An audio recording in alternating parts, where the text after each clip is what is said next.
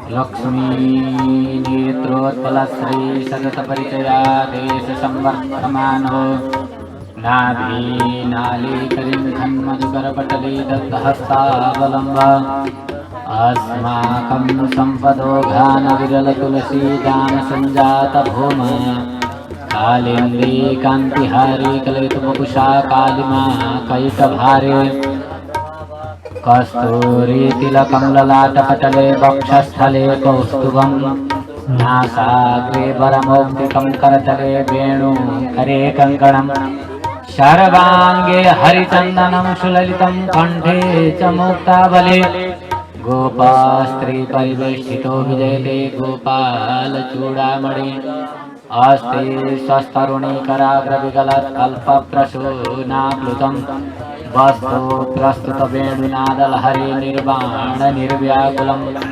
स्रस्तनुध्वनि विविलसद गोपी सहस्रावृतम्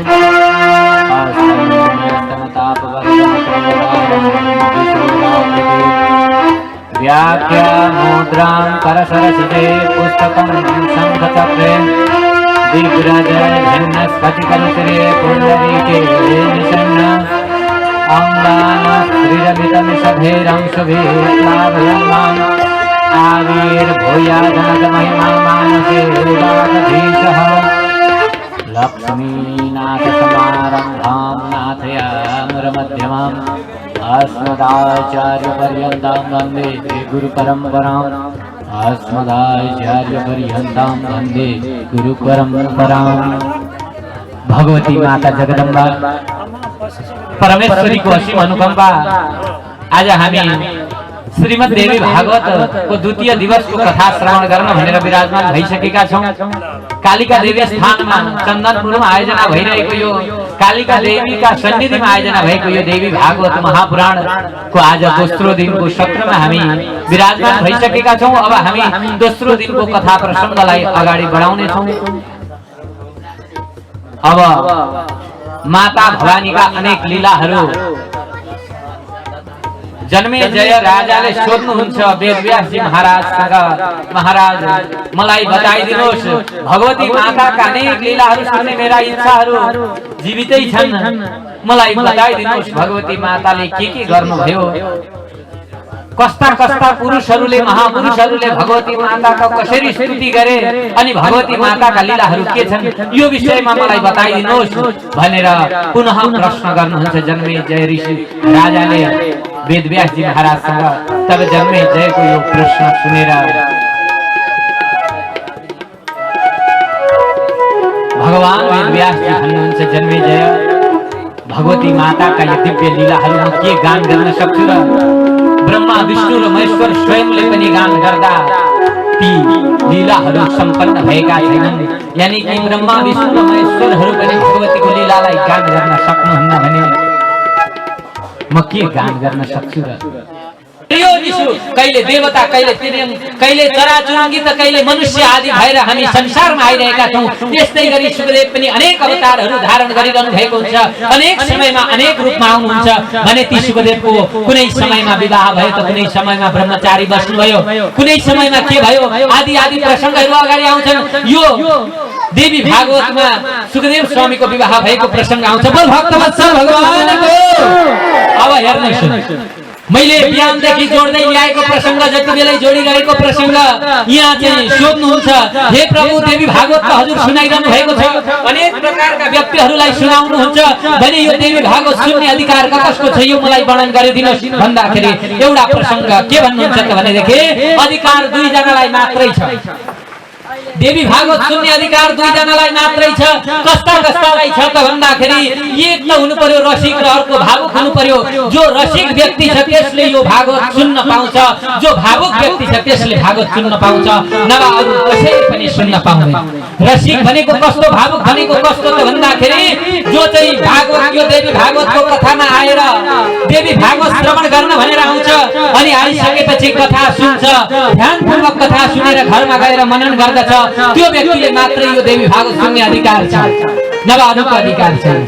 जो चाहिँ बोलाइहाले होइन त्यो सिरिसेमा के जातिमा बोलाइहाले पुराण सुन्न जाउन देवी भागवत भन्न जो आउने अनि बोलाको त के निम्तो मान्न आउने त यहाँ आएर यो मोरी र त्यो मोरी भन्दा ज्यारा कचेरीका चिमट्न थाले यस्तालाई अधिकार छैन बाबु अरु कुनै यहाँ जात धर्मको वर्णन गरिएको छैन मात्रै रसिक र भावुकहरूलाई मात्रै भनिएको छ कस्तो त भन्दा रसिक हुनु पर्यो सुन्ने लाला हुनु पर्यो इच्छा हुनु पर्यो ओहो कति बेला सुनौ कथा कति बेला सुन्न जाउँ कति बेला भागवतमा पुगौँ भनेर मन हुनु पर्यो त्यस्ता व्यक्तिलाई सुन्ने अधिकार छ भनेर भनिएको छ जसलाई चाहिँ सुन्ने मन छैन त्यो व्यक्तिलाई सुनाएर कुनै फाइदा छैन बोल भक्तवत्सल भगवानको अस्ति एकपल्ट थाहा छ तपाईलाई यहाँ एकजना पोखरेल बाले यहाँ चैतको बेलामा हैन आमालाई थाहा छ के गर्नु भएछ भन्नुहुन्छ भनेदेखि पानी पिलाउन भनेर राख्नु भएछ के चैतमा गर्मीले खल पसिना हुँदै हुँदै आउँछ अझै त पानी पिलाउन राख्यो भने कहिले खाँदैन यस्तो झरीमा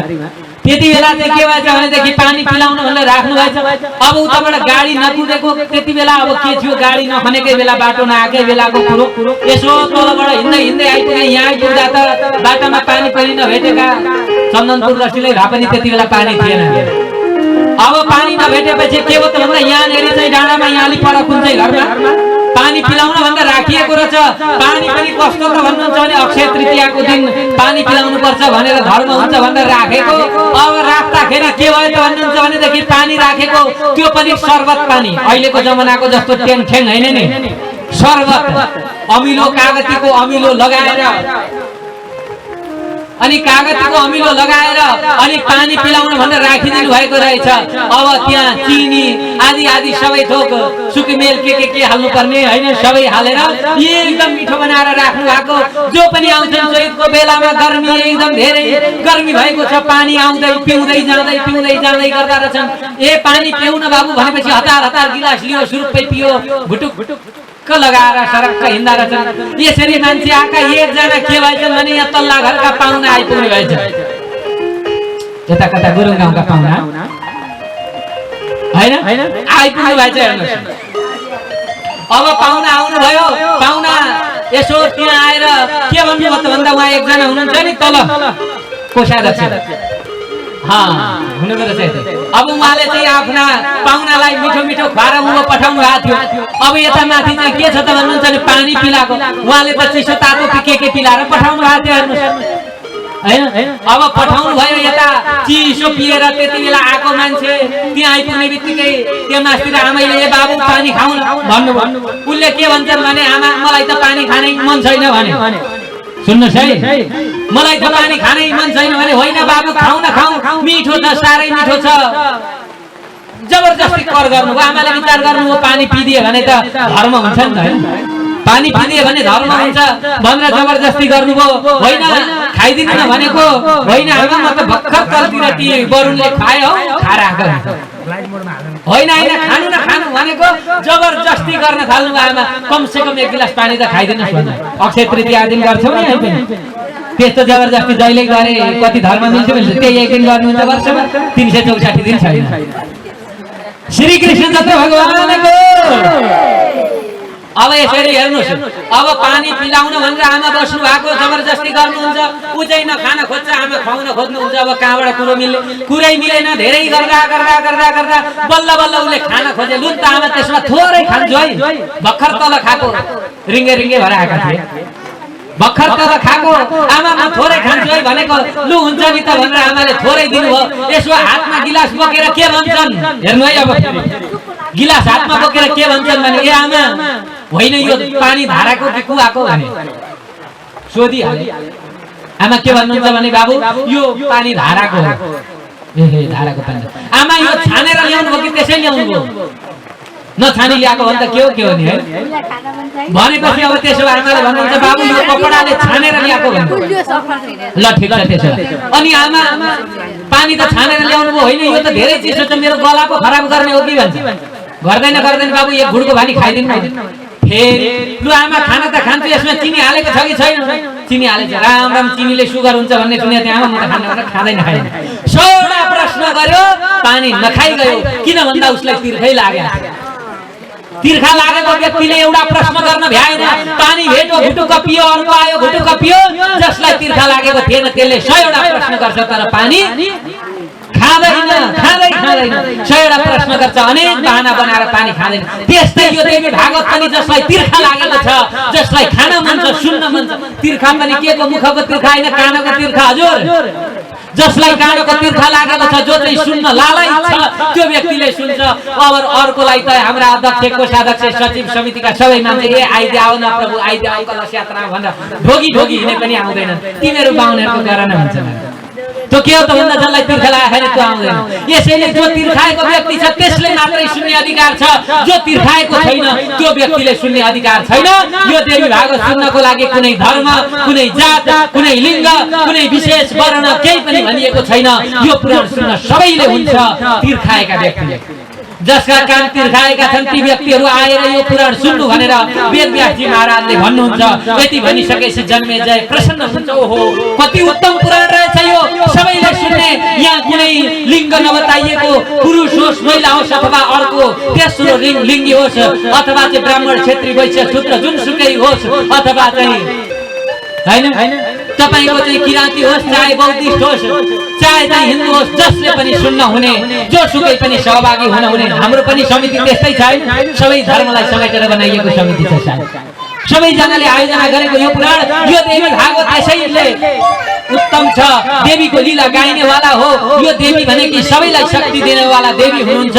त्यसैले यो श्रीमद् भागवत सबैजनाले सुन्नुपर्छ। जो रसिक र भावुक छ तिनीहरूले सुन्ने, जो रसिक भावुक छैन, जो चाहिँ आएर होइन ती गुरुले यो कथा चाहिँ भनेन नौ मैले यस्तो सुनेको थिएँ भन्छ, गफ गर्छ, अर्को कुरा काट्छ, होइन गुरु चाहिँ यस्तो भन्दा रहेछन्, बेकारको कथा, ती गुरु जस्तो राम्रो भन्दा रहेछन् भनेर जो कुरा काट्न आउँछ त्यो व्यक्तिले पनि कथा सुन्ने अधिकार छैन। कथा कसले सुन्ने त भन्दा रसिक र भावुकले कथा सुन्ने भनेर भनिएको छ। यो पनि देवी भागवत हाम्रो यो तपाईँ हामीले देखिराखेको पहिले नै कहिले म पनि यता कहिले काहीँ मामलामा केटाकेटीमा टिको लाउन आउँदा नि यही बाटो, यहाँ कहाँ यही नजिकै बाटो थियो होइन, यहाँबाट बाटो थियो, यता टिको लाउन जाँदाखेरि अलि पर्तिरबाट धुरसुरका पात सात यसो केही टिपेर ल्याएर यहाँ चढाएर जान्थ्यौँ क्या।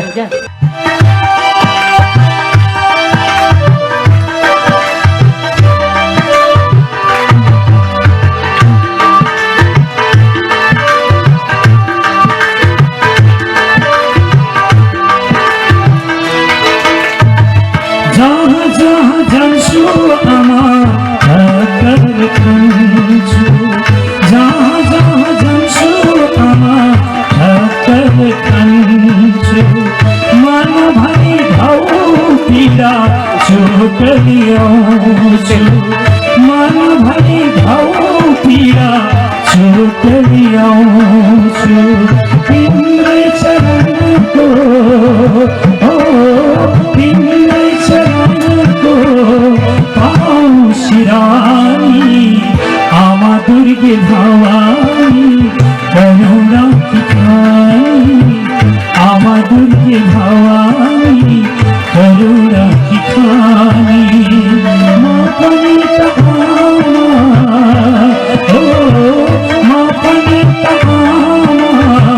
तिम्रै हुनानी आमा दुर्गे भवानी करुणा किखानी, आमा दुर्गे भवानी करुणा किखानी।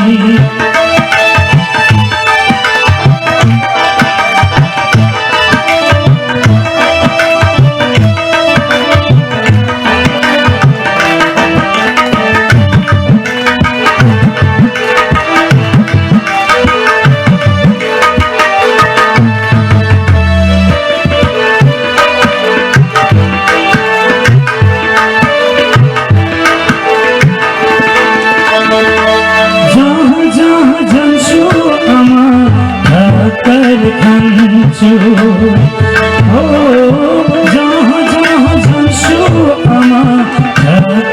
खान्छु, मन भरी घाउ पीडा चोट ल्याउँछु, मन भरी घाउ पीडा चोट ल्याउँछु।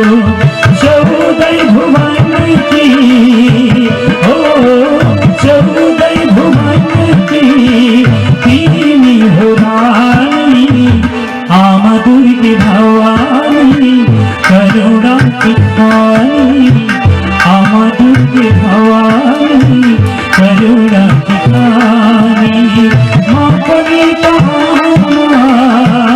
ओ माँ कविता तिम्रै हुनानी आमा दुर्गे भवानी करुणा की खानी आमा दुर्गे भवानी करुणा की खानी माँ कविता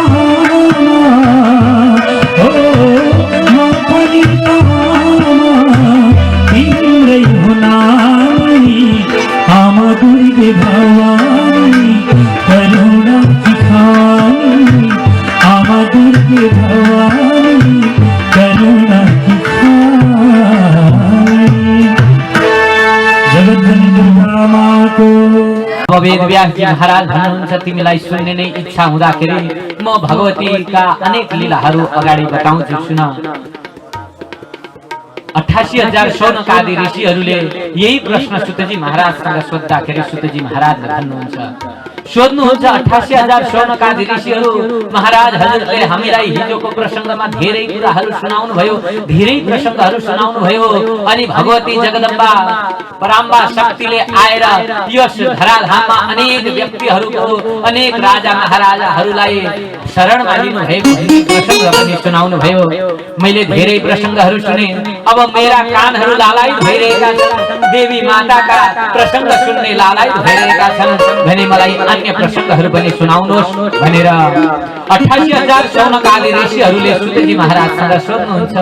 यही प्रसङ्गबाट यो देवी भागवत पूर्ण हुन्छ, यही प्रसङ्गले यो देवी भागवत बनेको छ भन्दै भन्दै अगाडिका प्रसङ्गहरू हामी श्रवण गर्नेछौँ। बोल भक्तवत्सल भगवानको, राष्ट्रदेव पशुपतिनाथको, पाथिभरा माताको, मनोकामना माताको, सिद्धकाली माताको, दन्तकाली माताको, प्रकाशेश्वर महादेवको, कैलाशेश्वर महादेवको, अम्बिकेश्वर महादेवको, अमृतेश्वर महादेवको, सभापोखरी की भगमल्ला देवीको, साल्पा रानीको, सदानन्द गुरु महाराजको, योग माया हजुरको, कालिका देवीको, जनकन्या देवीको, पंचकन्या देवीको, जालपा देवीको, सिंहवाहिनी देवीको आजको आनन्दको जय जय श्री राधे श्याम नमः पार्वती पते हर हर हर महादेव शम्भो। ऋषि महर्षिहरूले माता भगवती जगदम्बाको स्तुति गर्नुभयो, ध्यान गर्नुभयो भन्ने प्रसङ्ग श्रवण गर्यौं। साथसाथमा अगाडि गएर वेदव्यासजी महाराजको जन्मको प्रसङ्ग सुनेका थियौं हामीले। वेदव्यासजी महाराजको जन्म भयो, एउटी कन्याबाट पराशर ऋषिले एउटी कन्याबाट जन्म गराउनु भयो वेदव्यासजी महाराजलाई भनेर यो प्रसङ्ग हामीले श्रवण गर्यौं। सत्यवतीबाट जन्म लिनु भएको वेदव्यासजी महाराज, अब सत्यवतीका अन्य प्रसङ्गहरू मलाई श्रवण गर्न मन लाग्यो। 7 वर्षको उमेरमा आफ्नो छोरो जन्माइसकेपछि पुनः उहाँको चाहिँ जुन अवस्था थियो त्यही अवस्थामा पराशर ऋषिले बनाइदिनु भयो। वेदव्यासजी महाराज आफ्नी आमासँग आज्ञा मागेर अनि त्यहाँबाट उत्तरतर्फ लाग्नुभयो, तपस्या गर्न जानुभयो भन्ने प्रसङ्ग मैले श्रवण गरेँ। अब अगाडि सत्यवती माताले के गर्नुभयो यो प्रसङ्ग मलाई सुनाइदिनुहोस्। जन्मेजय ऋषिले सोध्नुहुन्छ। तब वेदव्यासजी महाराज अगाडि प्रसङ्ग सुनाउन लाग्नुहुन्छ। उसो भए सुन्नुहोस्, जब सत्यवती बिस्तारै बिस्तारै ठुली हुँदै जानुभयो अनि त्यहाँबाट माझीकी छोरीको रूपमा जन्म लिनु भएको, माझीकी छोरी भएर जन्मिनु भएको थियो। अब उहाँ चाहिँ बिस्तारै बिस्तारै ठुली हुँदै जानुभयो, विवाह गर्न योग्य हुनुभयो। एक दिनको कुरो हो, एकजना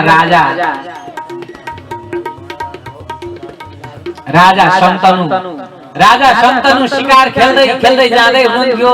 माझीका घरमा के देख्नुहुन्छ त भन्दाखेरि एउटी कन्यालाई देख्नुभयो। एउटी कन्या देख्नुभयो, ओहो यस्तै सुन्दर कन्या। यी कन्यालाई देखेपछि उहाँलाई के विचार आयो भन्दाखेरि अब उहाँले विचार गर्नुभयो यिनीसँग विवाह गर्न पर्यो भनेर विचार आयो। अब विवाह हुने भयो। बोलो श्री हरि।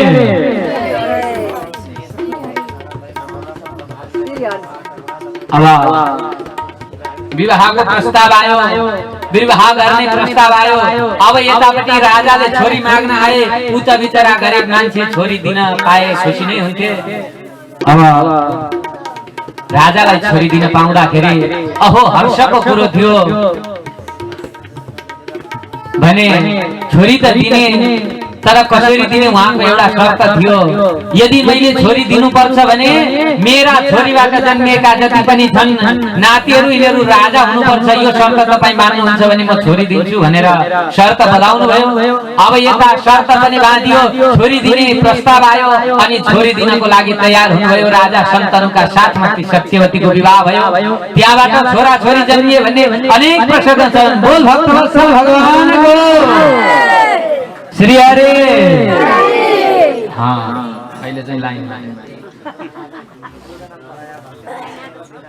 श्री हरि।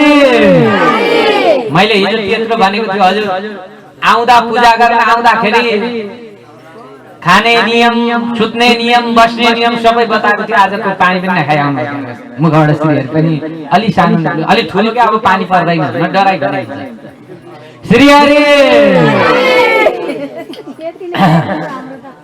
अब राजा शन्तनुको कथा प्रसंग हामी श्रवण गरिरहेका छौं।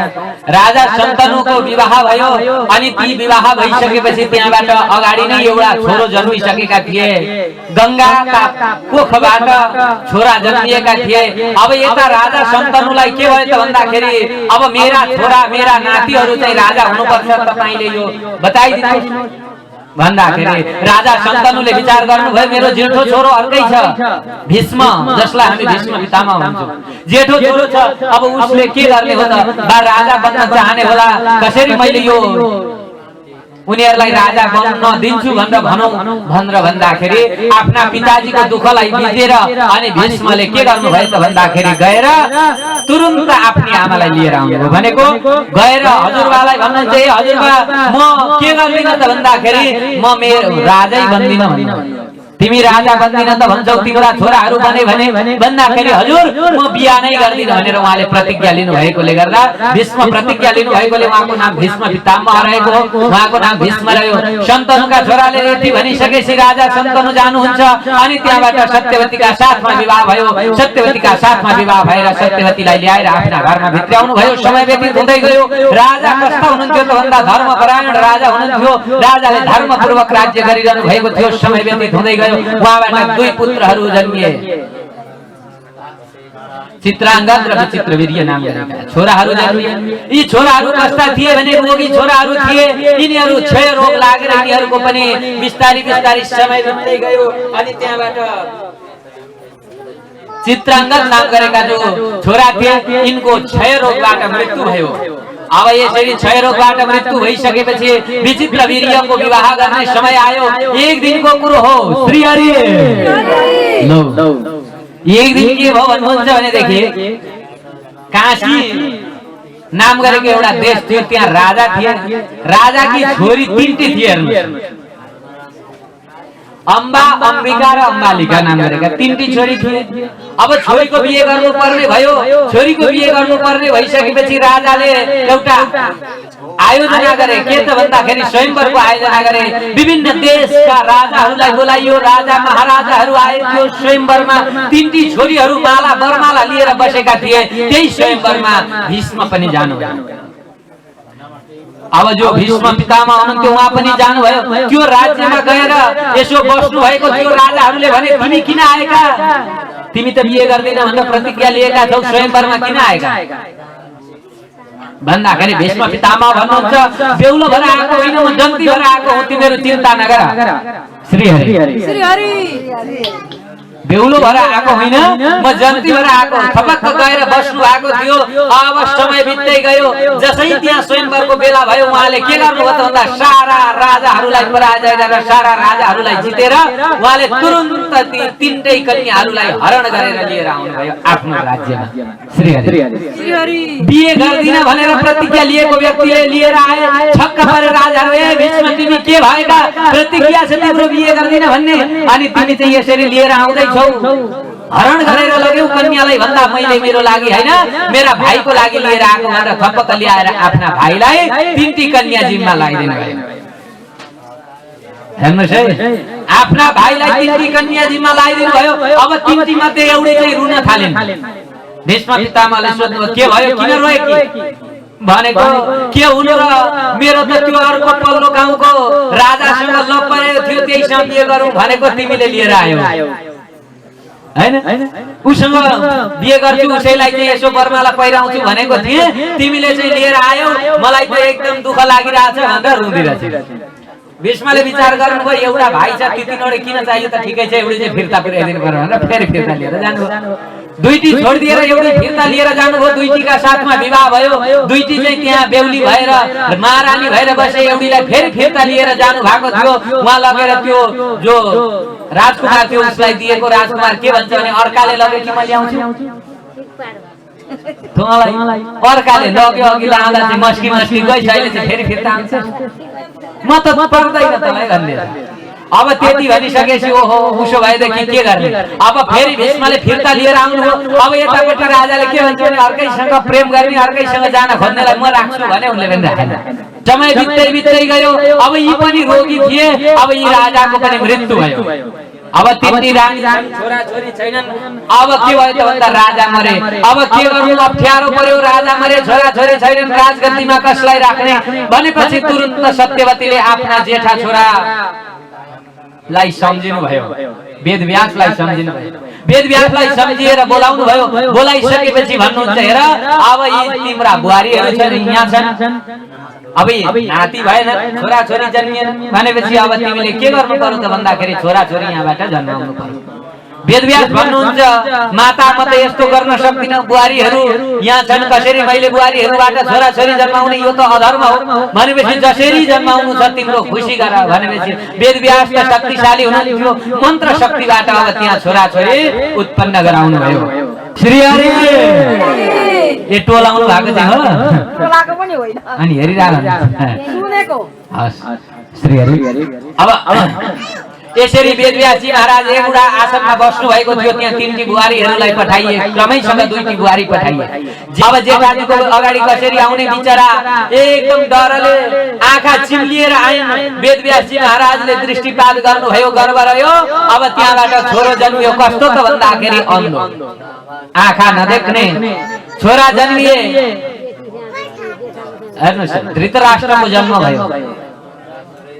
100 भाइ कौरवका बुवा धृतराष्ट्र जन्मिए। कस्ता त भन्दाखेरि अन्धा आँखा नदेख्ने यस्ता जन्मिए। अब यीबाट राज्य हुँदैन यो पाराले भएन भनेर फेरि अर्की बुहारी पठाइयो। अर्की बुहारी के भइन् त भन्दा ओहो डरले कामदै कामदै कामदै कामदै डराउँदै डराउँदै पसिना पसिना हुँदै हुँदै आएकी थिइन्। त्यहाँबाट पनि छोराहरूका जन्मिए के त भन्दा 5 रोगी जन्मिए। एकदम रोग भएका त्यस्ता रोगी छोरा जन्मिए। अब यी रोगीबाट पनि हुँदैन यी आँखा नदेख्नेबाट पनि हुँदैन। अब के गर्ने भनेको एउटी दासी थिइन्। ल दासीबाट नै एउटा पुत्र त जन्माउनु पर्यो भनेर अब दासीबाट पुत्र जन्माउने विचार भयो। अब त्यहाँबाट के हुन्छ त भन्दाखेरि दासीलाई पठाइयो। दासी चाहिँ नडराइकन ढोक्कले आइन्। अब यहाँबाट वेदव्यासजी महाराजले यसो हेर्नु मात्रै भएको थियो। त्यहाँ पनि गर्व रह्यो। त्यहाँबाट जन्मिनुहुन्छ विदुरजी। अब दासीबाट जन्मिएकोलाई राजा बनाउने त कुरो भएन दासी पुत्रलाई भनेर विदुरजी महाराजलाई पनि सेवकको रूपमा राख्यो। यसरी 3 दाजुभाइको जन्म भएको कथा धृतराष्ट्र साथमा पाण्डु अनि विदुरको जन्मको कथा पनि यहाँ अगाडि आउँछ। यसका साथसाथमा प्रथम स्कन्धलाई हामी विश्राम दिएर द्वितीय स्कन्धमा प्रवेश गरौँ। बोल भक्तवत्सल भगवानको श्रीमद्देवी भागवत महापुराणको कालिका देवीको देवी सुरेश्वरी भगवती दुर्गे जय जगदीश्वरी मातर जननी महिमा सपिंदो विनोद जननी महिमा सपिंदो वर्णन करनी सकल नाम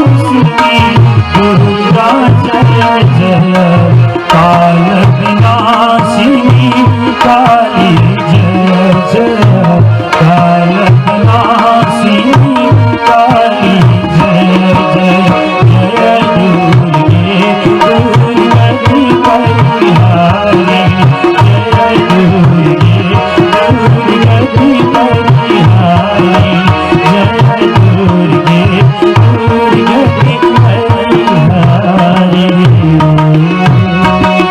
जगत जननी दुर्गा माँ को, कालिका भगवती माँ को। श्री हरि बताउनुहुन्छ राजा शन्तनुको विवाह सर्वप्रथम गंगाका साथमा भएको थियो। यो सुन्ने बित्तिकै जन्मेजय सोध्नुहुन्छ प्रभु गंगाका साथमा कसरी विवाह भयो, यो प्रसंग मलाई बताइदिनुहोस् भन्दा अब वेद व्यास जी महाराज भन्नुहुन्छ उसो भए सुन्नुहोस्, एक समयको कुरो हो। शन्तनु घुम्दै घुम्दै जाँदै हुनुहुन्थ्यो। जाँदा जाँदै एक ठाउँमा के देख्नुहुन्छ भने एउटी अत्यन्त सुन्दरी कन्यालाई देख्नुभयो। अब ती कन्यालाई देखेपछि शन्तनुको मन मोहित भयो। अब यिनका साथमा विवाह गर्न पाए के नै हुन्छ भन्ने उहाँलाई लाग्यो। अब विवाह गर्नको लागि प्रस्ताव राख्नुभयो। श्री हरि श्री हरि। अब राजा शन्तनुको विवाह भयो गंगाका साथमा। अब विवाह भयो, गंगाले पनि एउटा प्रस्ताव राख्नुभयो, यदि मसँग विवाह गर्ने इच्छा छ हजुरको र विवाह गर्ने हो भने मेरो एउटा प्रस्ताव छ, यो प्रस्तावलाई मान्नु पर्यो। हजुरले यदि प्रस्ताव मान्नुहुन्छ भने विवाह हुन्छ, होइन भने म विवाह गर्न सक्दिन। के प्रस्ताव छ प्रिय सुनाऊ भन्दाखेरि उनले पनि भनेन कि हजुर मसँग बिहे गर्नुहुन्छ भने म जेसुकै गरे पनि हजुरले अम्लो ठड्याउन पाउनुहुन्न। भनेको मैले जे गरे पनि चुप लागेर हेरिरहने, किन गरिस् के गरिस् भनेर प्रश्न नगर्ने। यदि यसमा मन्जुर छ भने बिहे गरौँ, होइन भने नगरौँ भनेर भन्दिन। तब शन्तनु राजालाई साह्रै मन परेकी थिइन्। जे प्रस्ताव राखे पनि स्वीकार्य थियो। उहाँले भन्नुभयो हुन्छ, तिमीले जे प्रस्ताव राख्छौ हुन्छ, म चाहिँ बिहे गर्छु भनेर भन्दिन। तिमीले राखेको प्रस्ताव ठिक छ। अब के प्रस्ताव रह्यो त भन्दाखेरि यदि बिहे गर्ने हो भने मैले भनेको मान्नु पर्यो, यानी कि मैले जे गरे पनि हजुरले अम्लो ठड्याउन पाउनु भएन। किन गरिस् भनेर जुन दिन सोध्नुहुन्छ त्यो दिन म तपाईलाई छोडेर हिँड्दिन्छु। समय बित्दै गयो। अब प्रस्तावमा बाँधिएर दुईजना पति पत्नी सँगै बस्ने, सँगै खाने, सँगै घुम्ने समय बित्दै गयो। एक दिन के भयो भन्नुहुन्छ भनेदेखि गंगा गर्भवती भइन्। अब गंगा गर्भवती भइसकेपछि यता शन्तनु राजाका छोरा जन्मिने भए। हर्ष छ शन्तनु राजालाई, अब सन्तान हुने भयो भनेर हर्षले गदगद हुँदै हुनुहुन्थ्यो। समय बित्दै गयो। जब गंगाको गर्भबाट पुत्र जन्मिए तब गंगाले के गर्छिन् त भने जन्मिने बित्तिकै त्यो पुत्रलाई हातमा लिएर अनि खोलामा लगेर भगाइदिए। श्री हरि। अब यसरी छोरोलाई खोलामा लगेर बगाएपछि राजा पछि होइन कहाँ लिएर गए कि हरिण भनेर केही नसोध्नु भनेको छ, केही नभन्नु भनेको छ, बोल्ने कुरो भएन। पछि लुकुर जानुभयो। हेर्दा हेर्दै राजाका आँखै अगाडि रानीले के गरिन् त भन्दाखेरि आफ्नो छोरो जन्मिने बित्तिकैको छोरालाई गंगामा बगाइन्। छोरो हेर्दा हेर्दै मरेर गयो। यो देखेपछि राजा शन्तनुको मनले के भयो त भन्नुहुन्छ भने साह्रै दुखित भयो। अब के गर्ने, यिनले त यसो गरे केही भनौँ, किन बगायौ भनौँ भने पनि भएन, किन यसो गर्यौ भनौँ भने पनि भएन, सोध्न पनि हुँदैन। साह्रै गाह्रो भयो, दुखी भए राजा शन्तनु। समय बित्दै गयो। फेरि अर्कोपल्ट अर्को पुत्र जन्मियो। श्री हरि। दोस्रो पुत्र जन्मिए। दोस्रो पुत्रको समयमा पनि राजा शन्तनु आफ्नो छोरो जन्मियो। अब त यिनले यसो गर्दिनन् होला भनेर सोचेको थियो। दोस्रो छोरालाई पनि उनले त्यसै गरे, लिएर खोलामा लगेर अब जन्मिने बित्तिकैको छोरालाई लगेर बगाइदिए। अब के गर्ने, तेस्रो जन्मियो, तेस्रो पनि त्यस्तै भयो। चौथो जन्मियो, चौथालाई पनि त्यसै गरेर खोलामा बगाइदिन्। अनि पाँचौं जन्मियो, पाँचौं पनि खोलैमा, छैटौं पनि खोलैमा, सातौं पनि खोलामा बगाइदिन्। अब आठौं पुत्रको समय आएको थियो। राजा शन्तनुले अब भने रोक्न सकेनन्। अब भने उनले यो शब्द रोक्न सकेनन्। उनले आफ्नी पत्नीलाई छोरो जन्मिएपछि जसै पत्नी छोरो लिएर जाँदै थिइन्, च्यापा हातमा समातेर भने हे देवी, होइन तिमी कठोर हृदय भएकी रहेछौ, के भएकी तिमी? होइन आफ्ना छोरा जन्मिने बित्तिकै खोलामा लगेर बगाउँछौ, होइन तिमी कस्ती आमा हौ। आफ्ना सन्तानको माया नलाग्ने दया नलाग्ने तिमी कस्ती आमा हौ 7-7 जना छोरा जन्मिसके 7-7 जना छोरा बगाइसक्यौ र पनि तिमीलाई अझै छोराको दया लाग्दैन अनि यो 8औं पनि बगाउन लाँदैछौ के कारणले बगाएक्यौ मलाई भन किन बगाउँछौ तब गंगाले भन्नुहुन्छ ठिकै छ हजुरले सोधिहाल्नु भयो म भनौला मेरो यो प्रतिज्ञा थियो यी 8 वसुहरू अष्ट वसुहरूलाई मैले पृथ्वीबाट उद्धार गर्छु भन्ने प्रतिज्ञा लिएकी थिए यसैले 7 जना उद्धार भए यो 8औं पुत्रलाई हजुरले दिन्न भन्नुभयो ठिकै छ हजुर राख्नुहोस् मैले चाहिँ मेरो प्रतिज्ञा अनुसार हजुरले सोध्नु भयो भने म छोडेर हिँड्छु भनेकी थिए म आज हजुरलाई छोडेर हिँडे भनेर हेर्नुहोस् सुत्केरी के भन्छ त्यो के जाति खाने हर्ने सुप सुप खानै भ्याथे नि श्री हरे अब यसरी 8औं पुत्र जन्मिएपछि उहाँले के गर्नुहुन्छ त भन्दाखेरि जन्मिएपछि खोलामा लिएर जाँदा आफ्ना पतिदेवले रोकेको भएकाले उहाँ त्यहाँबाट छोरालाई लिएर अनि लाग्नुहुन्छ के भन्नुहुन्छ भने यो छोरो त छोडिदेऊ भन्दा अब के गर्ने भर्खर जन्मिएको छोरो छोडेर जाउँ भने भएन छोरो लिएरै जान्छु ठुलो भएपछि हजुरलाई फिर्ता गर्दिउँला भनेर उहाँले लिएर जानुभयो समय बित्दै गयो राजा शन्तनु पनि अब यतापट्टि राजा शन्तनुको समय बित्दै गयो राज्य गर्दै गर्दै जानुभयो 16 वर्ष पछाडि एक दिन राजा शन्तनु घुम्दै घुम्दै गंगा किनारमा जानुभयो जहिले दिनै गंगा किनारमा जानुहुन्थ्यो यसो हेर्नुहुन्थ्यो गंगालाई अनि त्यहाँबाट यिनै मेरी पत्नी हुन् भन्यो हेर्यो बस्यो गर्नुहुन्थ्यो एक दिन त के गर्दै रहेछन् भने एकजना 16 वर्षको बालक के गर्दैछन् भन्दाखेरि गंगालाई बाणले हानेर अनि रोक्दा रहेछन् घरि के गर्दा रहेछन् गंगाका साथमा खेलिरहेका रहेछन् अब यसरी गंगामा खेलिरहेका बालकलाई देखेर छक्क पर्नुभयो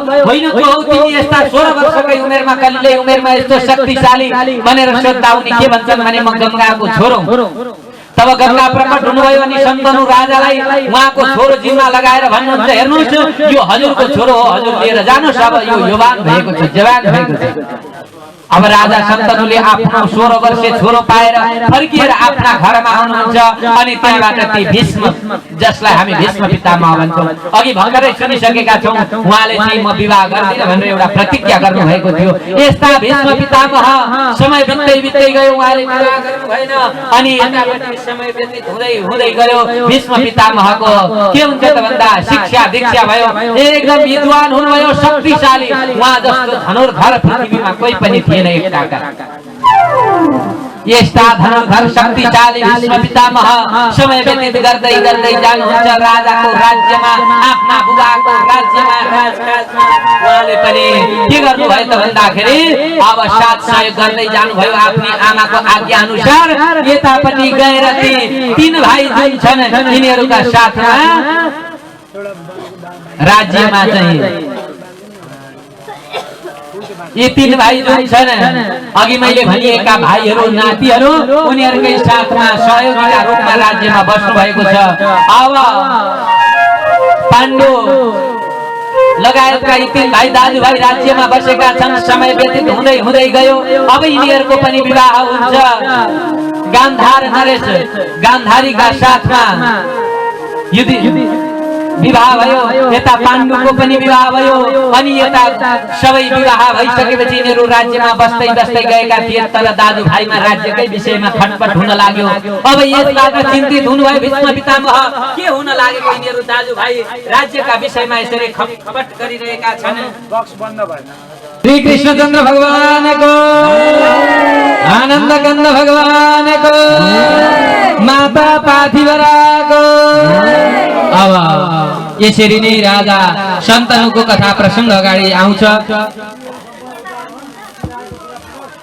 अब दाजुभाइमा खटपट भयो दाजुभाइको खटपट रहिरहेको छ यतापटि अब विवाह हुन्छ पाण्डुको पनि विवाह हुन्छ कुन्तीका साथमा यो सुन्ने बित्तिकै सोध्नुहुन्छ जन्मेजय ऋषिले हैन कुन्तीको बारेमा त मैले धेरै कुरा सुनेको थिएँ उहाँसँग त एउटा कामद अमोघ मन्त्र छ अरे त्यो मन्त्र के हो कहाँबाट प्राप्त भयो यो प्रसंग मलाई सुनाइदिनुहोस् भनेर जन्मेजय ऋषिले वेदव्यासजी महाराजसँग सोधिसकेपछि अब अगाडि कुन्तीको बाल्य अवस्थाको कथा प्रसङ्ग आउँछ। बोल भक्तवत्सल भगवानको। अब कुन्ती महारानीको कथा प्रसङ्ग अगाडि आउँछ। एक समयको कुरो हो, कुन्ती महारानी बाल्यकालमा आफ्ना गुरुका आश्रममा बस्नु भएको थियो। गुरुका आश्रममा बसेर उहाँ गुरुको सेवा गरिरहनु भएको थियो। समय बित्दै गयो। अब उहाँका गुरु दुर्वासा गुरुले एक दिन 7 वर्षको उमेरमा कुन्ती महारानीलाई भन्नुभयो, ए कुन्ती, तिम्रो यो सेवाबाट म प्रसन्न छु, तिमीलाई म एउटा वरदान दिन चाहन्छु। म वरदान दिन चाहन्छु। के वरदान?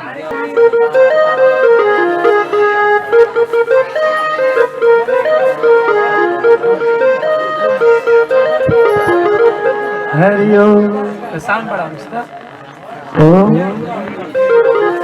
सबै बढाउनु है, किबोर्ड सुन्नु भक्तवत्सल भगवान को सचेत भगवान पूजा करूँगा ना सचेत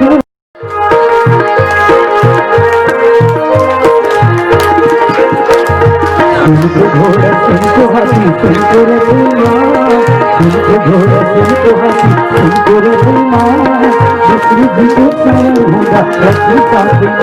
आवाज बढ़ाओ। विष्णु जी को सवार होगा लक्ष्मी साथी माँ। सचेत भगवान सेवा करूँगा, सचेत भगवान सेवा करूँगा ना सचेत भगवान शरण करूँगा, ना सचेत भगवान शरण करूँगा।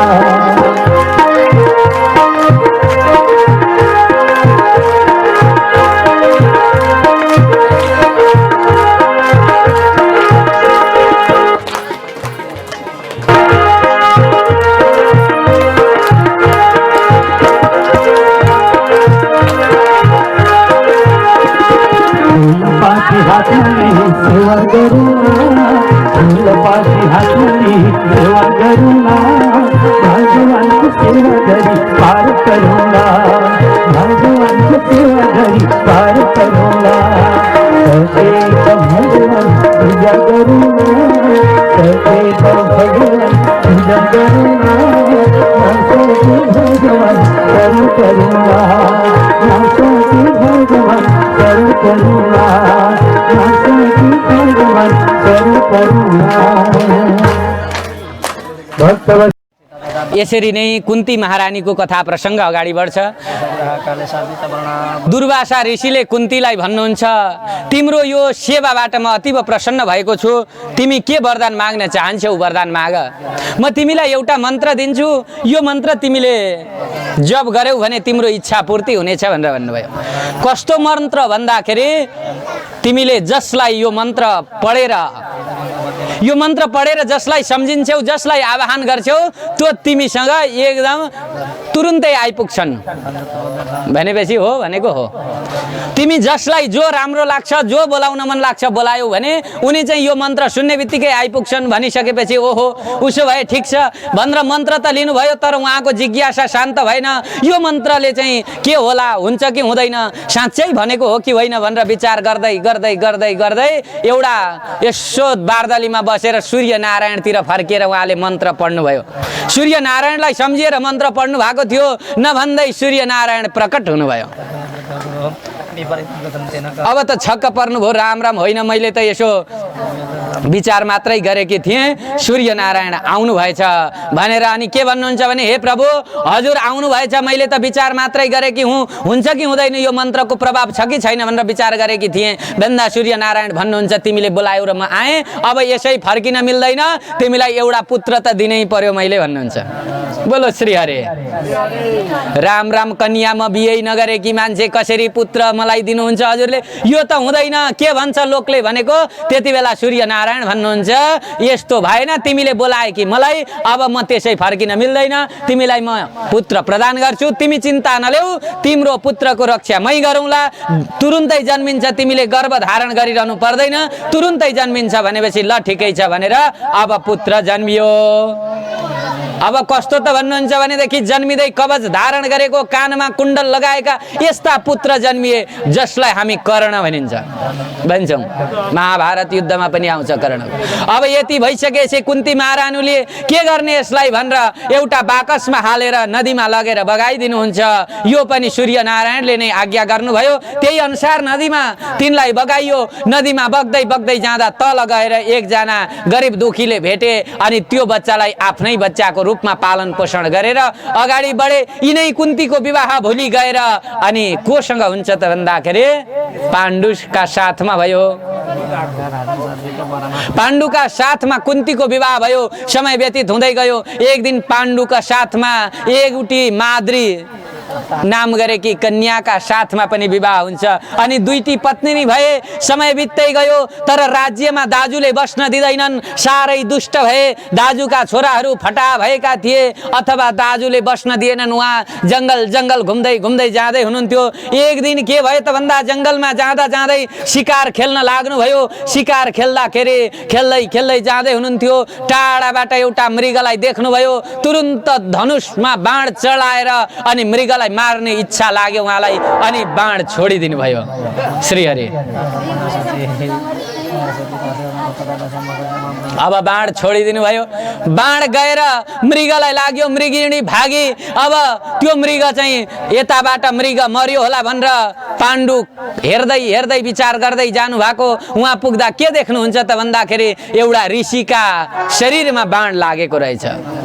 श्रीहरि ऋषिका शरीरमा बाण लागेको रहेछ। छक्क पर्नुभयो। ओहो मैले त मृगलाई हानेको थिएँ कसरी लाग्यो भन्दा तुरुन्त ऋषिले भन्नुहुन्छ हे मूर्ख तैँले मलाई मारिस। मेरो इच्छा पनि काम वासना तृप्त हुन पाएन।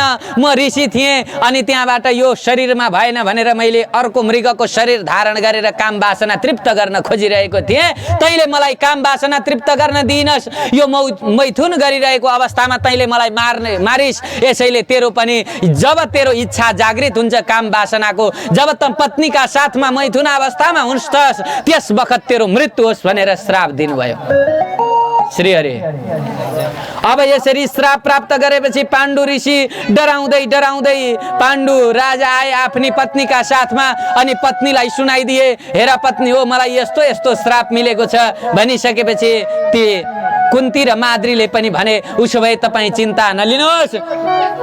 के गर्ने त भन्दाखेरि अब तपाईँको आयु केमा रहन्छ भन्दा अब हजुरले यो काम वासनालाई त्यागिदिनु पर्यो। काम वासनालाई त्यागेर बसिरहेका थिए। आफू राजा रानी सँगै बसेका, सँगै खाने, सँगै घुम्ने अनि दुईटीमा प्रेम र सद्भाव बढिरहेको थियो। समय व्यतीत हुँदै गयो। अब राजा पाण्डुले विचार गरे यही पाराले त हुँदैन, छोरो चाहिन्छ, के गरौँ भन्दाखेरि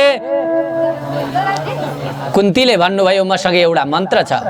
यो मन्त्र मैले पढेँ भने के हुनेछ त भन्दाखेरि गर्भबाट गर्भ रहनेछ। जसलाई इच्छा गरेर बोलाइयो त्यो व्यक्ति आउनेछ भनिसकेपछि अब आज्ञा दिनुभयो पाण्डुले अनि कुन्तीले पनि मन्त्र पढेर बोलाउनुहुन्छ धर्मराजलाई। धर्मराजलाई बोलाउनु भएको थियो। धर्मराजले एक पुत्र दिनुभयो जसको नाम रह्यो युधिष्ठिर। धर्मराजले पुत्र प्रदान गर्नुभयो। अब फेरि एक पुत्र होइन अर्को पनि पुत्रको इच्छा राखिसकेपछि दोस्रो पुत्रलाई प्राप्त गर्ने इच्छाले उहाँले के गर्नुहुन्छ त भन्दाखेरि वायु देवताको स्मरण गरेर उहाँले पुनः त्यो मन्त्र पढ्नुहुन्छ। अब वायु देवता पनि आएर उहाँलाई द्वितीय पुत्र दिनुहुन्छ। भीमसेनको रूपमा द्वितीय पुत्र दिनुभयो। अब द्वितीय पुत्रले मात्रै होइन तेस्रो पनि फेरि इच्छा जागृत भयो। अब फेरि कुन्ती महारानीले इन्द्रलाई सम्झिनु भयो अनि इन्द्रलाई सम्झिएर पुनः मन्त्र वाचन गर्नुभएको थियो। इन्द्र आउनुभयो अनि तेस्रो पुत्रको रूपमा अर्जुनलाई इन्द्रले प्रदान गरेर अनि इन्द्र आफ्ना धाममा जानुभयो। यसरी कुन्ती महारानीका 3 पुत्रहरू भए। समय बित्दै गयो। माद्रीले पनि विचार गर्नुभयो होइन दिदी मलाई पनि छोरा भए, मेरा पनि छोरा भए कति राम्रो हुने थियो। माद्रीलाई पनि त्यो मन्त्र सिकाइदिनु भयो। माद्रीले पनि पढेर सनत कुमारहरूको आह्वान गर्नुभएको थियो। 2 सनत कुमारहरू आउनुभयो अनि नकुल र सहदेवको जन्म भयो। बोल भक्तवत्सल भगवानको। यसरी पाण्डवका 5 पुत्रहरू जन्मिए, 5 पाण्डवहरू जन्मिए। यतापट्टि गान्धारीबाट पनि छोराहरू जन्मिए। 100 भाइ छोरा जन्मिए, समय बित्दै बित्दै गयो, तर यी दुईटामा दुश्मनी भयो। काका बडाउका छोराहरू दुश्मन भए। 5 भाइ पाण्डवहरू थिए, 100 भाइ कौरवहरू थिए। यी पाण्डवहरूले कौरवले पाण्डवलाई देख्न सक्दैनथे, त्यसमा पनि भीमसेनलाई भने देख्नै नसक्ने, अति शक्तिशाली भएको नाताले देख्न नसक्ने, कसरी मारौं भनेर अनेक प्रकारले भीमसेनलाई मार्नको लागि धेरै षड्यन्त्र रचिए, तर भीमसेनकोलाई मार्न रचिएका षड्यन्त्रहरू सफल हुन सकेनन्। एक दिन त खोलामा नुहाउन गएको बेला भीमसेनलाई एउटा लड्डु खुवाइदिएछन्, विषको लड्डु खुवाएर भीमसेनलाई लट्ठ बनाइयो अनि त्यहाँबाट खोलामा हालिदिए। खोलामा बग्दै बग्दै भीमसेन के गर्छन् त भन्दाखेरि नागलोकमा पुगे, समुद्रमा गए, वरुण देवताका साथमा पुगेर नागलोकमा गए। नाग कन्याहरूले परैबाट हेरे, ओहो कति सुन्दर पुरुष रहेछ। अब यसो गएर छेउमा गएर हेरेको त विषै विष शरीरभरि मर्न लागेको पुरुष रहेछ भनेर नाग कन्याहरूले त्यो विषलाई चुसिदिए। अनि त्यहाँबाट भीमसेनको के भयो त भन्दा विषबाट मुक्त भए। अनि यो मार्नको लागि भनेर गरिएको यो जुन कर्म थियो यो निष्फल भयो। अनि भीमसेनलाई के हुन्छ त भन्दाखेरि ती नाग कन्याहरूले एउटा अमृत पिलाइदिए, यानी कि एउटा दबाई खुवाइदिए, जहाँबाट भीमसेनको जति बल थियो त्यो भन्दा हजारौं गुणा बल बढेर गयो। 10,000 हात्तीको बल समान बल भयो भीमसेनको। अब यसरी यो हात्तीको यति ठुलो बलशाली भएर भीमसेन फर्केर आउनुभयो। मार्न भनेर गरिएका कसरत सारा व्यर्थ भए। कौरवहरू दुखित भए, ओहो दुखित भए कौरवहरू। अब मार्न भनेर जति पनि प्रयत्न गर्दा पनि नमर्ने रहेछन् भनेर कहिले लाक्षा भवनमा जलाउने कोसिस गरियो। एउटा लाहाको घर बनाइयो अनि त्यहाँबाट एकदम प्रज्वलनशील चिजहरू वस्तुहरूबाट एउटा घर बनाइयो। अनि घरमा 5 पाण्डवहरूलाई राखियो। अनि पाण्डवहरूलाई राखेर कुन्तीका साथमा पाण्डवहरूलाई राखेर मार्ने षड्यन्त्र आदि धेरै षड्यन्त्रहरू गरियो। अब यस्तै समय बित्दै गएको थियो। पाण्डुको पनि मृत्यु भयो, समय बित्दै गयो, राज्यको माग भयो, दाजुभाइमा युद्ध भयो, महाभारतको घोर युद्ध भएको प्रसङ्ग पनि अगाडि आउँछ। बोल भक्तवत्सल भगवानको, आनन्द कन्द भगवानको, लक्ष्मी नारायण भगवानको। अब यस्तै गरी अन्य प्रसङ्गहरू आउँछ। महाभारतको युद्धको प्रसङ्ग अगाडि आउँछ। महाभारतको धेरै प्रसङ्गहरू छन्, कति प्रसङ्ग छन् यो देवी भागवतमा। महाभारतका प्रसङ्गहरू छन्। अब यस्तै अगाडि कुन्ती महारानीका पुत्रहरू कस्ता भए त भन्दाखेरि उहाँका पुत्रहरू शान्त स्वभावका भए। युधिष्ठिर महाराजले जे भन्यो त्यही मान्थे। चारै भाइले दाजुले भनेको आज्ञालाई पालना गर्दै गर्दै समय व्यतीत गर्दै गए। एक दिन के भयो त भन्दाखेरि पासा खेलेर जंगलमा वनवास पठाइयो, गुप्तवास पठाइयो। यस्तै समय बित्दै गयो।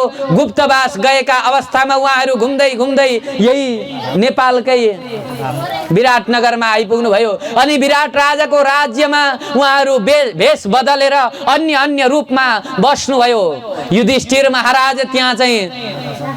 युधिष्ठिर महाराजले त्यहाँ राजाका साथमा पासा खेल्ने आदि काममा बस्नुभयो, कङ्क नाम गरेर बस्नुभयो। यस्तै भीमसेन खाना पकाउने काममा बसे, अर्जुन गाई सेवाका काममा आदि। अर्जुन भने यता राजाकी छोरीलाई नाच सिकाउने बृहन्नला भएर, यानी कि तेस्रो लिङ्गी भएर बसे। यता गाई सेवामा नकुल सहदेव बसे। गरेर यसरी गाईका घोडाका सेवामा, कोही गाईका सेवामा यी राजा विराटका राजधानीमा बसेर अनि समय व्यतीत हुँदै गयो। यता राजाका राजधानीमा बसेका थिए, उताबाट हस्तिनापुरबाट थाहा भयो हस्तिनापुरमा यिनीहरू गएर उहाँ बसेका छन् भन्ने कुरो जानकारी भइसकेपछि युद्ध गर्न भनेर आए। तर यो 1 वर्षको गुप्तवास समाप्त भएको थियो। विराट राजाको त्यो राज्यमा गाईहरू हराए। यसबाट सबै राजाहरू उता गएको अवसरमा अनि अर्जुन र त्यो राजाका राजकुमार साथमा गएर ती सारा हस्तिनापुरका सैनिकहरूलाई मारेर खेदाएर अनि त्यहाँबाट आफ्नो पुनः सशरीरमा अनि आफ्नो स्वरूपमा आएर आफ्नो राज्यमा फर्किए। राज्यमा फर्किसकेपछि अब के गर्छन् त भन्दा पृथ्वीको मागे उनीहरूले दाजुहरूसँग हाम्रो 14 वर्षको वनवास आदि गुप्तवास सबै व्यतीत भइसकेको छ। अब तपाईहरूले हाम्रो राज्य फिर्ता गर्नुहोस् भन्दाखेरि दुर्योधनले भन्छ तँलाई राज्यमा एउटा टुक्रो पनि दिन्न। देश दिनु त टाढाको कुरो हो, एउटा घर एउटा गाउँ छोडेर एक पैतालो पृथ्वी पनि तँलाई दिन्न भनिसकेपछि त्यहाँबाट युद्ध सुरु हुन्छ। महाभारतको घोर संग्राम युद्ध हुन्छ अनि संग्राम युद्धमा 100 भाइ कौरवहरूको मृत्यु हुन्छ। 5 भाइ पाण्डवले जितेर अनि उहाँहरू राज्यमा हस्तिनापुरको राजा भएर युधिष्ठिर महाराज बस्नुहुन्छ। आदि आदि प्रसंग यो द्वितीय स्कन्धमा छ। बोल भक्तवत्सल भगवानको, आनन्द कन्द भगवानको। सारा यी पाण्डव कौरवहरू मरिसकेपछि छोराहरू मरिसके, अब मैले के गर्ने यहाँ बसेर भनेर बुबा पनि अब धृतराष्ट्र पनि के गर्नुहुन्छ त भनेदेखि अब म पनि जंगलमा जान्छु भनेर उहाँ जंगलतिर जानुहुन्छ। जंगलमा आफ्नी पत्नी गान्धारीका साथमा कुन्ती लगायत विदुर सबैजना जंगलमा गए। जंगलमा गएर बिस्तारी बिस्तारी भगवती जगदम्बा परम्बा भक्ति शक्ति भगवतीको उपासना गर्दै गर्दै शरीरलाई त्याग गरे। यतापट्टि 5 पाण्डवहरूले राज्य गरेर बसेका छन्। भगवान श्री कृष्णको पनि परमधाम जाने समय आएको छ। भगवान कृष्ण पनि परमधाम जानुहुन्छ भन्ने प्रसंग अगाडि आउँछ। बोल भक्तवत्सल भगवानको श्री हरि। मनोहरम मण्डपम धितम्बत्रकारं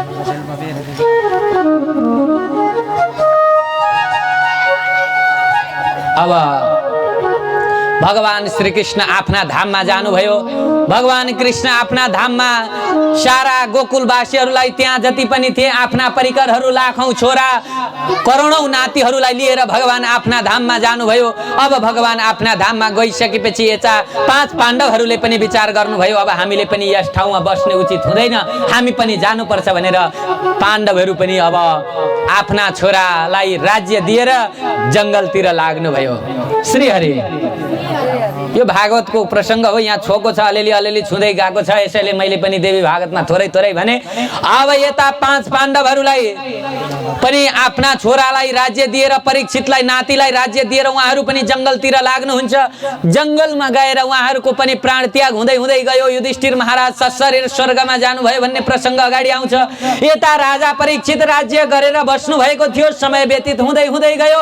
एक दिनको कुरो हो, राजा परीक्षित जंगलमा जानु भएको थियो। भोकले श्रान्त भएर प्यासले थकित भएका, यस्ता गलेका थाकेका र भोक प्यासले पीडित भएका राजा परीक्षित घुम्दै घुम्दै जाँदा समीक नाम गरेका ऋषिका आश्रममा पुग्नुहुन्छ। श्री हरि।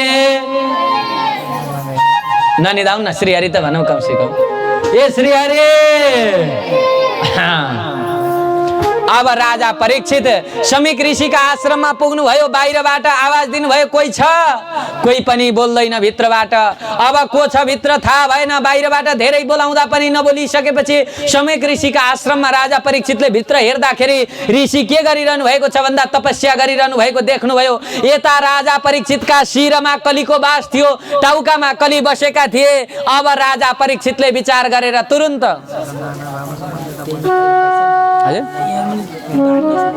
अब राजा परीक्षित भित्र पस्नु भयो, देख्नु भयो ओहो यो त ढङ्गी रहेछ, यानी कि यसले त नाटक गरिरहेको छ।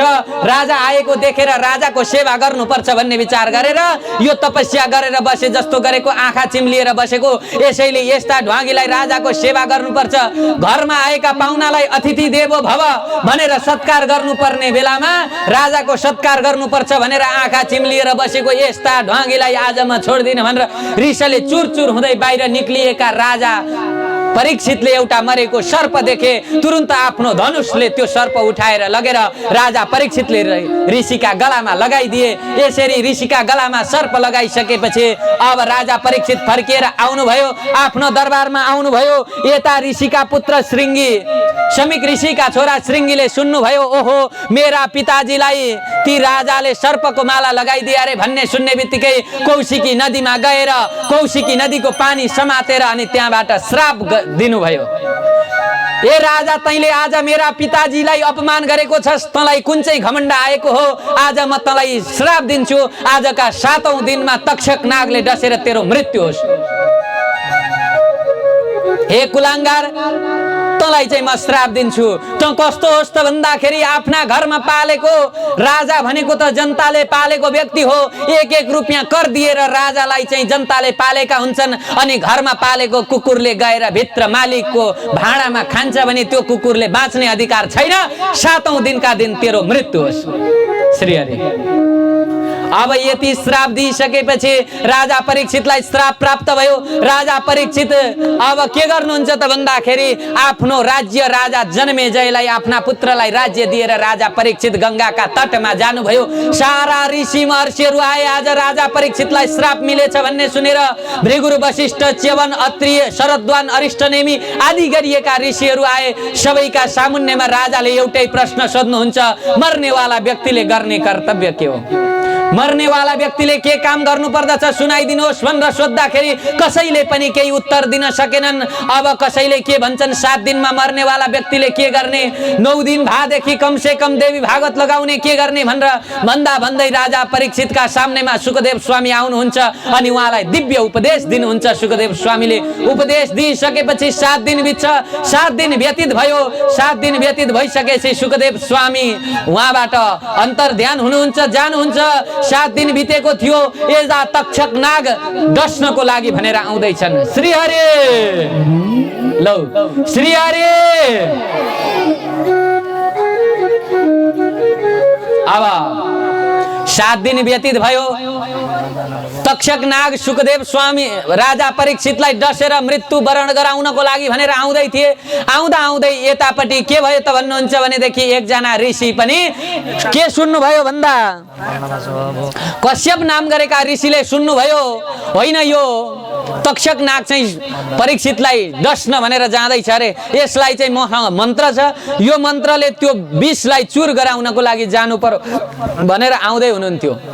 एउटा ठुलो रुख थियो, बरको रुख थियो। बरको रुखमा छारी लागेर बस्नुभयो कश्यप ऋषि। उतापट्टिबाट ब्राह्मणको रूप धारण गरेर तक्षक नाग पनि आउँदै थिए। कश्यप ऋषि पनि ब्राह्मणको रूप धारण गरेर आएका। दुवैजना गलेर थुचुक्क बसेका थिए रुखका फेदमा। एक आपसमा हेराहेर भयो अनि सोधे ती तक्षक नागले, होइन ए ब्राह्मण देवता कहाँबाट आउनु भएको? त्यति बेला कश्यप ऋषिले भन्नुहुन्छ, म परीक्षितलाई चाहिँ तक्षक नाम गरेको नागले डस्छ अरे, ठुङ्छ अरे, टोक्छ अरे अनि त्यहाँबाट उसलाई मार्दैछ अरे, म त्यो नागको विष झार्न भनेर हिँडेको। यो सुनेपछि तक्षकले के भन्छ भने, हेर्नुहोस् ऋषि, त्यो तक्षक म नै हुँ अनि मसँग धेरै ठुलो शक्ति छ। मैले डसेको जेसुकै पनि डसेँ भने कुनै पनि मन्त्रले कुनै पनि विद्याले त्यो विषलाई झार्न सक्दैन। यसैले हजुरले यो दुस्साहस नगर्नुहोस्, मसँग ठुलो शक्ति छ। यो सुन्ने बित्तिकै के भयो भन्नुहुन्छ भनेदेखि कश्यप ऋषिले भन्नुहुन्छ, हेर्नुहोस् तपाईसँग जतिसुकै ठुलो शक्ति होस् तर मेरो मन्त्रको अगाडि तपाईको शक्ति क्षण हुन्छ भनेर दुईजनाको वाद विवाद भयो त्यही बीचमा। श्री हरि। अब यति भइसकेपछि कश्यप ऋषिले के भन्नुहुन्छ भनेदेखि मेरो मन्त्रका अगाडि तपाईको बीचको केही लाग्दैन। यता कश्यप ती नागले भन्छन् तपाईको मन्त्र मेरो बीचका अगाडि लाग्दैन भनेर दुईजना भनाभन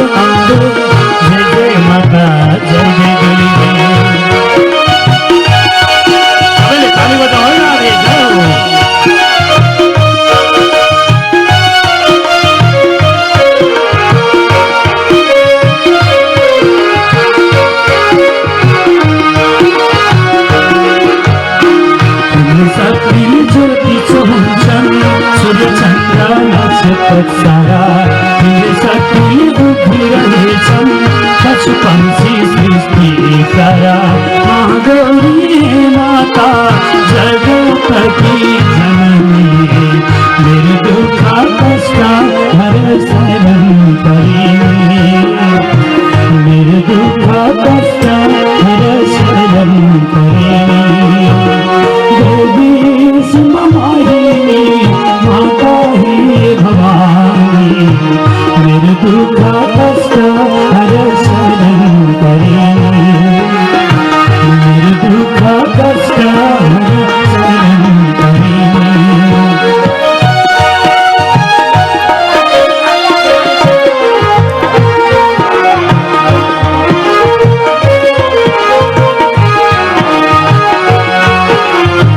जय जय माता जय जय अम्बे जय जय आमा जय जय दुर्गे जय जय माता जय जय अम्बे जय जय आमा जय जय दुर्गे देवी सिंहवाहिनी तुम भवानी मेरे दुख कष्ट हर शरण पड़े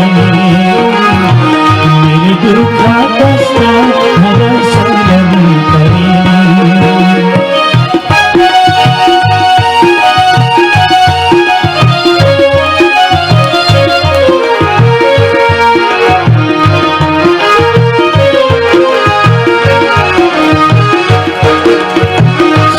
करना